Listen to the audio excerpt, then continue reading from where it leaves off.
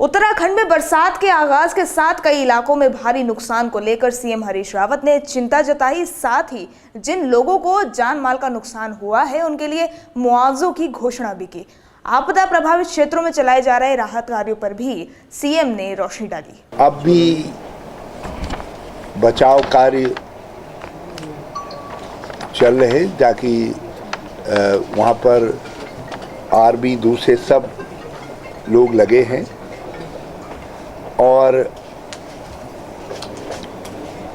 पिथौरागढ़ में जो प्रभावित गांव हैं वो 5 हैं और जो प्रभावित परिवार हैं उनकी संख्या 160 के करीब है और वहाँ पर शिविर लगा दिए गए हैं। उनमें जो स्कूल्स में आदि में शिविर लगाए गए हैं, जैसे तो वहाँ उनको रखा गया है। उन्होंने बताया कि पीडब्ल्यूडी द्वारा डीडी हाट मार्ग शाम तक खोल दिया जाएगा। साथ ही सीएम ने मृतकों की अंत्येष्टि के लिए 10,000 और मृतकों के परिवारों के लिए 2 लाख रुपए मुआवजा देने की घोषणा की है।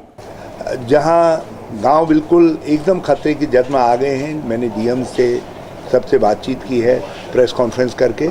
उनको हम इंगित कर रहे हैं, उनको पहले सुरक्षित स्थान पर बसाएंगे और कुछ एरियाज़ को यदि पुनर्वासित करने की ज़रूरत पड़ेगी तो कुछ गाँवों को, कुछ परिवारों को हम उनको पुनर्वासित भी करेंगे। हमने ये भी कहा है कि जो पूर्णतः प्रभावित गांव हैं, जैसे बस्तरी का गांव है, तो वहाँ 1 महीने तक का खाद्यान्न राज्य सरकार उपलब्ध करवाएगी और जो अर्ध प्रभावित गांव हैं उनमें हम 15 दिन का अनाज उपलब्ध करवाएंगे। मिट्टी तेल खाद्यान्न की उपलब्धता के लिए खाद्य विभाग को आदेश कर दिए गए हैं। मुझे बताया गया है कि सभी अंचलों में, सभी जिलों में अगस्त तक के लिए खाद्यान्न भंडारों में पहले से पड़ा हुआ है, इसलिए कहीं खाद्यान्न के लिए चिंतित होने की आवश्यकता नहीं है।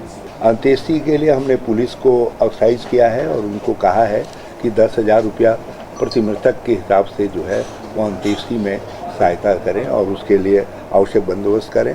2 लाख रुपया हम प्रति मृतक परिवार, वैसे प्रति मृतक के हिसाब से उनके परिवारजनों को दे रहे हैं। जो है सीएम ने कहा कि 4 धाम यात्रा पूरी तरह से सुरक्षित है और यात्रियों और राज्य की जनता को डरने की कोई बात नहीं है, सब कुछ नियंत्रण में है।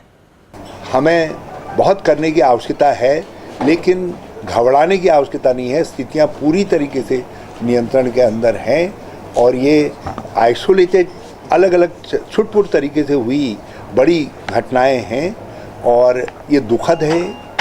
हमने अपने भाई खोए हैं, अपनी बहनें खोई हैं, मगर इससे राज्य के लिए ये धारणा नहीं बननी चाहिए कि यहाँ की यात्रा असुरक्षित है। यात्रा सुरक्षित है, 4 धाम यात्रा सुरक्षित है। देवभूमि न्यूज़, देहरादून।